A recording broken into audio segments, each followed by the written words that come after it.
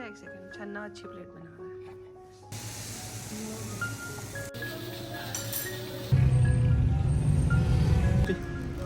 बहुत शुक्रिया।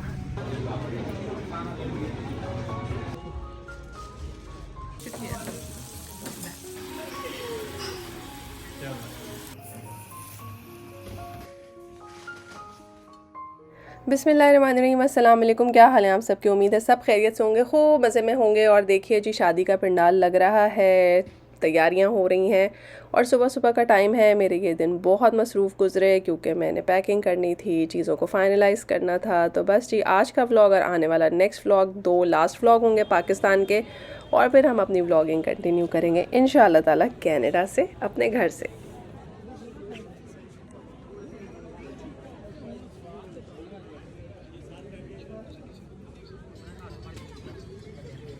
यहाँ पर मैं आ गई हूँ लिबर्टी को आखिरी सलाम करने।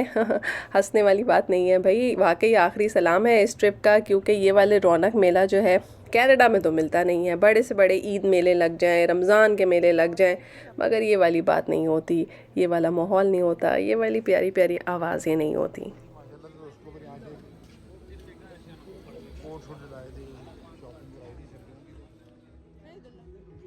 कुछ चीज़ें मेरी बिल्कुल आखिरी टाइम तक रह गई थीं और कुछ चीज़ें जो हैं वो मुझे आखिरी टाइम पे बताई गई कि मैंने ख़रीदनी है। तो बस जी, उसी अफरा तफरी में भाग भाग के जो है वो शॉपिंग कंप्लीट की है।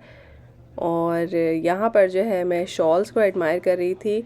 शॉल्स मुझे बहुत खूबसूरत लगी, मेरा दिल भी था कि मैं एक आध शॉल ख़रीदूँ, लेकिन बात यह है कि कनाडा में इन शॉल्स का कोई फ़ायदा होता नहीं है। सारा मज़ा जो है वो पाकिस्तान में ही है।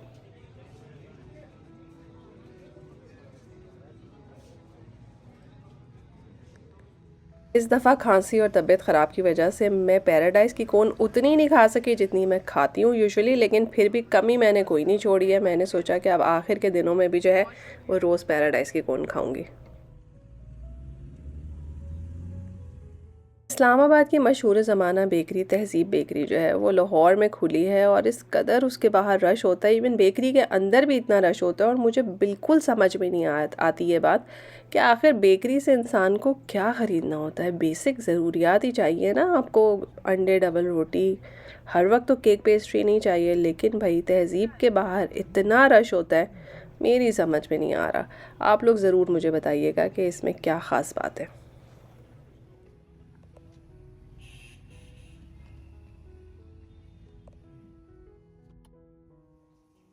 और जी, ये आ गए हैं घर और घर में बन रहे हैं मूली वाले पराठे। उस दिन मस्जिद वज़ीर ख़ान के सामने जो एक क्वार्टर क्वार्टर टुकड़ा मिला था ना मूली वाले पराठे के खाने का, मेरा ख्याल है उसके बाद क्रेविंग हो गई सबको और मूली वाले पराठे जो हैं वो बन रहे हैं।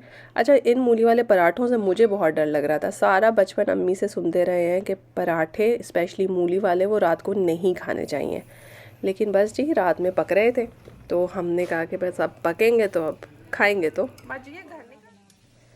मेरा ख़्याल है जो लोग सही टाइम पे सो जाते हैं ना रात को, वो मूली वाले पराठे बिल्कुल ना खाएं। लेकिन जिन्होंने हमारी तरह रात को 3-4 बजे तक जागते रहना है, वो डिनर में शायद मूली वाले पराठे खा सकते हैं, हो ही जाते हैं हज़म। यहाँ पे मैं आपको एक किताब दिखा रही हूँ, और आगे मुंतशिर, आतिफ़ मलिक साहब ने इसको लिखा है। और ये मेरी कज़न के हस्बैंड हैं, भाई हैं हमारे, और माशाल्लाह बहुत इंटेलिजेंट हैं। एयर फोर्स से रिटायर्ड हैं, मगर पढ़ने लिखने से बहुत शगफ़ है और ख़ास तौर पे उर्दू से मोहब्बत बेहद और बेइंतहा है। इसका सबूत जो है वो ये किताब है। मैं बहुत शुक्रगुज़ार हूँ कि वो स्पेशली आए और हमारे लिए ये किताब दे कर गए। ये किताब के फ़र्स्ट एडिशन्स में से थी और अभी औराक गीले ही थे। तो आप लोगों को सबको मैं कहूँगी कि ज़रूर इस किताब को ख़रीदें और पढ़ें। इसमें छोटी छोटी सी प्यारी कहानियाँ हैं, और अबव ऑल ज़रार शहीद ट्रस्ट को भी इसका कुछ हिस्सा जाएगा। और अगर आप ज़रार शहीद ट्रस्ट के बारे में नहीं जानते तो ज़रूर गूगल करें। अपनी चैरिटी, अपने सदक़े, अपने ज़कात मुस्तहक़ीन तक पहुँचाने के लिए सबसे अच्छी जगह यही है। तो होपफुली अगर आप किताबें पढ़ने के शौकीन हैं तो आपको ये किताब बहुत पसंद आएगी। जी, यहाँ पे जो है वो गले मिला जा रहा है, खुदा हाफ़िज़ किया जा रहा है, क्योंकि सालों बाद जो है मुलाकात होती है। ऑस्ट्रेलिया, कनाडा, पाकिस्तान एक तिकोन सा बन जाता है ना? बहुत दूर दूर हैं एक दूसरे से। अल्लाह ताला जब भी अपनों से मिलाए खुशी के मौके पे मिलाए, आमीन सुम्मा आमीन। और जी ये आ गई है नेक्स्ट मॉर्निंग, और नेक्स्ट मॉर्निंग हो रही है सफ़ाई, और सफ़ाई के बाद जो है अब हम होंगे तैयार, और तैयार होने के बाद हमने ऊबर कॉल की। मज़े की बात यह है कि हमने इतना करीब जाना था, 1.5 किलोमीटर दूर, 3 ऊबर वालों ने जो है वो कैंसिल कर दिया। उन्होंने कहा हम नहीं आपको ले जा रहे। तो ये बेचारे रिक्शे वाले बाबा जी आ गए और ये हमें लेकर गए, और इस राइड का बहुत मज़ा आया।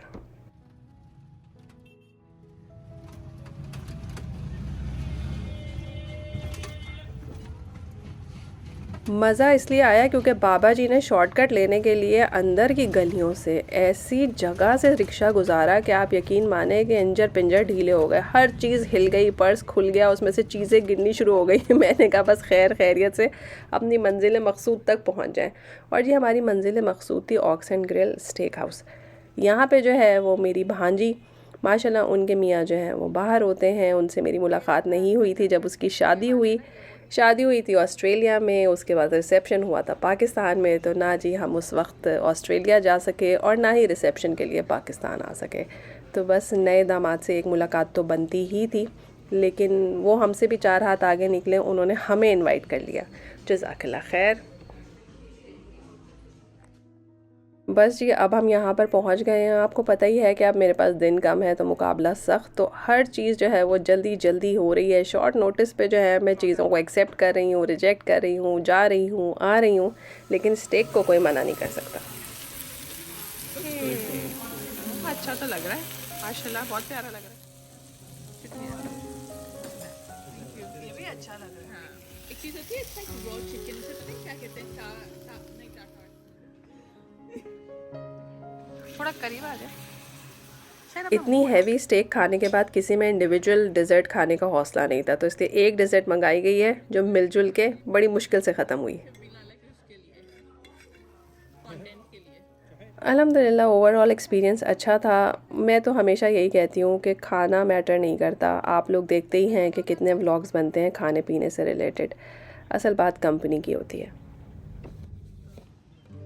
और जी ज़िंदा लोगों की कंपनी तो बहुत इन्जॉय करते हैं, मगर इतने सारे प्यारे हैं जो अब हमारे साथ नहीं हैं। तो जब भी आओ हमेशा कोशिश ये होती है कि उनसे भी एक मुलाकात की जाए, बच्चों को वो जगह दिखा दी जाए ताकि कल को हम ना रहें तो मुलाकात करने के असबाब खुले रहें, दरवाज़े खुले रहें।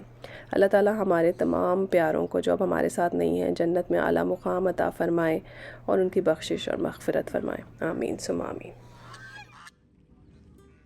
और जी कल शादी निपट गई है और आज जो है वो सारा सामान और असबाब समेट लिया जाएगा।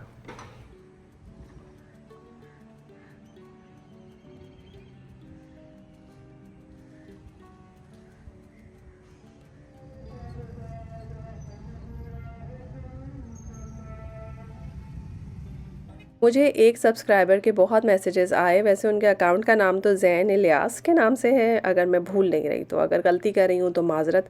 उन्होंने मुझे इतने प्यारे मैसेज किए कि आप टाउनशिप आइए, आप मेरे घर आइए, मैं बहुत अच्छा खाना आपको खिलाऊँगी। जज़ाकल्लाह खैर, आपने इतने प्यारे मोहब्बत से मुझे मैसेज किया कि मेरा वाकई दिल चाह रहा था कि मेरी आपसे एक दफ़ा मुलाकात हो जाए, लेकिन वो तो मुमकिन नहीं हुई। लेकिन मैं आपको दिखाना चाहती हूँ कि मैं आपके टाउनशिप के बाज़ार आई थी। मुझे बहुत ज़रूरी कुछ कंफर्टर कवर्स लेने थे, खड़े खड़े सिलवाने थे, तो उसके लिए मैं इस बाज़ार आई थी। मैंने डिज़ाइन पसंद किए और उनको सिलने के लिए दे दिया। तो बस जी ये मुख्तसर सा काम था, बस भाग भाग के किया, आधे एक घंटे में फ़ारिग हुए और बस अब वापस जा रहे हैं।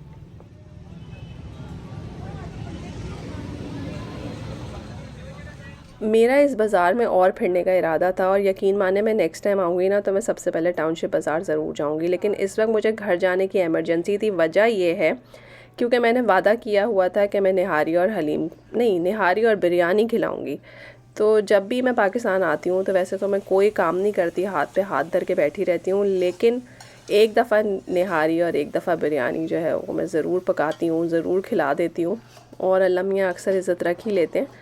तो इस दफ़ा जो है वो निहारी का गोश्त मेरी मर्ज़ी का नहीं था, बौंग का गोश्त नहीं था, तो मुझे बहुत डर लग रहा था कि ये शायद अच्छी नहीं पकेगी, लेकिन इसमें नलियाँ वग़ैरह थी तो मुझे थोड़ी सी तसल्ली थी कि शायद अंदर कोई जूस वग़ैरह अच्छा निकल जाए। अच्छा, ख़ुद घर में काम करो ना तो इतना कुछ खुद ही करने के बाद अपने लिए चाय का कप भी खुद ही बनाते हैं, किसी ने बना के तो देना नहीं होता। यहाँ पे बड़ी सहूलत थी, बाजी ने ना चाय बना के पिला दी।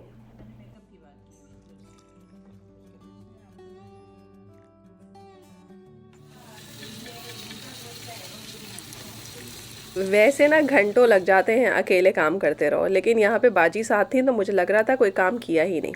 ये बड़ी मज़े की चीज़ है। जर्दा रंग लिखा हुआ था लेकिन अंदर से निकला लाल रंग। मैंने आलू बॉयल करने थे बिरयानी में डालने के लिए, तो मैंने थोड़ा सा लाल रंग डाल के ही बॉयल कर दिए। इतना भी बुरा कलर नहीं आया, लेकिन जर्दे का रंग जो है वो पीला नहीं होना चाहिए। इस गोश्त ने गलने में मैं कहती हूँ सालों लगा दिए। लोग अंदर बाहर चक्कर लगा रहे थे खाना कब मिलेगा कब मिलेगा। मैंने कहा भाई 10:30 पौने 11 से पहले ये निहारी तो आपको नहीं मिलती, क्योंकि इस गोश्त ने बहुत टाइम लिया।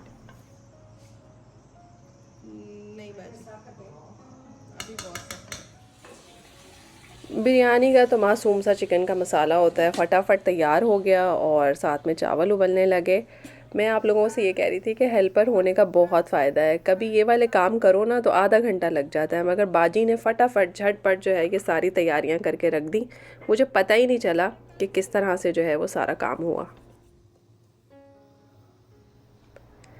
निहारी में डालने के लिए आटे का घोल बना लिया और उसे एक दफ़ा जो है वो स्ट्रेन भी कर लीजिए ताकि किसी भी किस्म के लम्स ना रहें। आपको तो पता ही है निहारी कैसे बनाते हैं।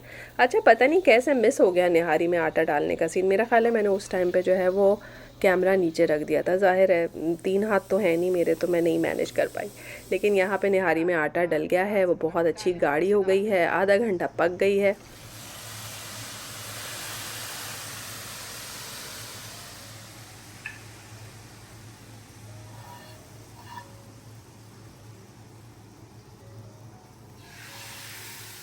ज़बरदस्त किस्म का बाजी ने उसमें बघार लगा दिया और अल्हम्दुलिल्लाह काफ़ी खुश शक्ल निहारी बन के तैयार हुई थी।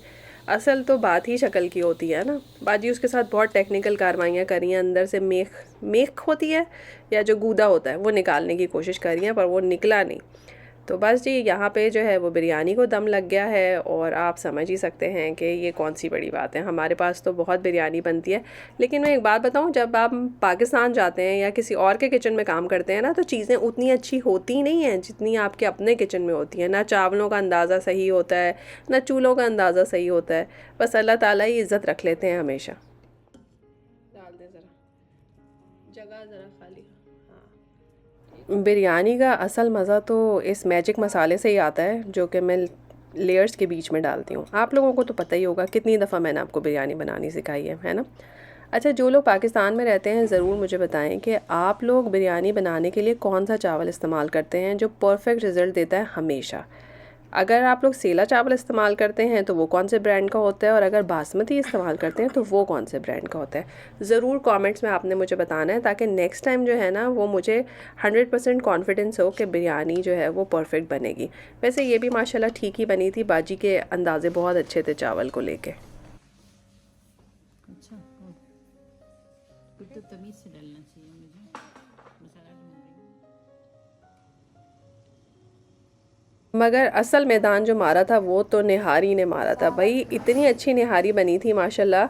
मेरा बेटा कहने लगा कि अम्मा इतनी अच्छी निहारी तो आप अपने घर में ही बनाती हैं, आपने यहाँ कैसे बना ली। मैंने कहा पता नहीं, बस बन गई। हालांकि मुझे इसके गोश्त पे बहुत डाउट था, मुझे लग रहा था कि गोश्त जो है वो सही नहीं है तो ये अच्छी नहीं बनेगी, लेकिन शायद बहुत देर बेचारा अंडर प्रेशर रहने की वजह से जो है बहुत अच्छा गल गया था। मेल्ट इन द माउथ वाली इसकी कंसिस्टेंसी थी। तो निहारी तो अच्छी पकी हो तो फिर आपको कुछ और खाने की ज़रूरत होती ही नहीं। खाते पीते करके लग गया। थोड़ा नीचे निचोड़ लो, ज़रूर आसमान पे जाकर निचोड़ना। स्टाइल है बाबू भैया, ये राजू का स्टाइल।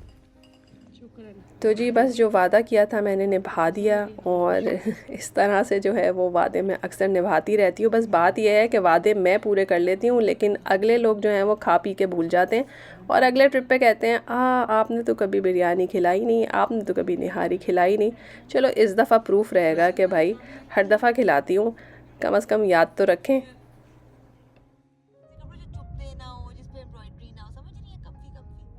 और जी यहाँ भी अब 2:45 हो गए हैं और हम निकले हैं दोबारा अंदरून लाहौर की तरफ। मगर ये बहुत लंबा चक्कर नहीं है। आप लोगों को याद है कि पिछले व्लॉग में मैंने कहा था कि हमने कश्मीरी चाय पीनी थी, मगर वो अंकल बंद हो गए थे। तो आज हमने सोचा कि इनके बंद होने से पहले पहुँच जाएँ, और बहुत सही टाइम पर पहुँचे हम। खीर का तो इनके पास बहुत स्टॉक था, मगर चाय ऑलमोस्ट फिनिश पे ही थी। बस एक मुझे दे दो फिर।